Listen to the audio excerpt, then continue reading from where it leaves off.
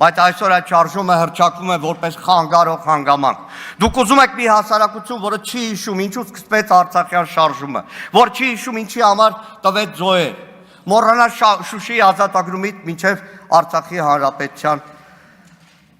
զարգացումն ու կայացումը։ Փաշինյանական ելույթում շեշտում էր, որ Ղարաբաղյան շարժման շարունակությունն այսօր կործանարար է, այնինչ ոչ միայն անցյալում էր դա սխալ, այլ հիմա էլ պիտի մոռանանք,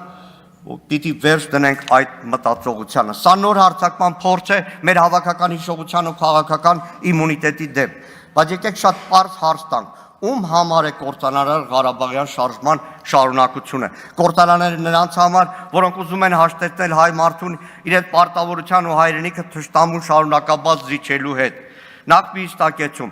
Փաշինյանը հայտարարում է, թե այլևս չի լինելու Ղարաբաղյան շարժում։ Իրականում Արցախյան շարժումը ավարտվել է 1994 թվականին Ադրբեջանի եւ Արցախի պաշտոնական ներկայացուցիչների միջև կնքված զինադադարի փաստաթղթով։ Դրանից հետո այլևս Արցախյան հարցը դարձել է միջազգային քննարկման ինստիտուցիոնալ հարց։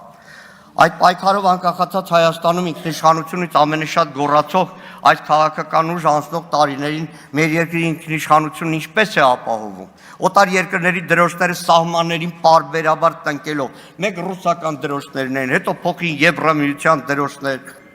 հասավ այնտեղ, որ մեր սուվերեն տարածքում գործարան կառուցելը պաշտպանելու համար տնկեցին Ամերիկայի Միացյալ Նահանգների դրոշը, դա էլ չօգնեց։ Հիմա ով է ցանկանում ու կործանում մեր անկախությունը, որ մեր երկրի ծննդյան վկայական անկախության հռչակագիրը ցանկանում է ջնջել արտաքին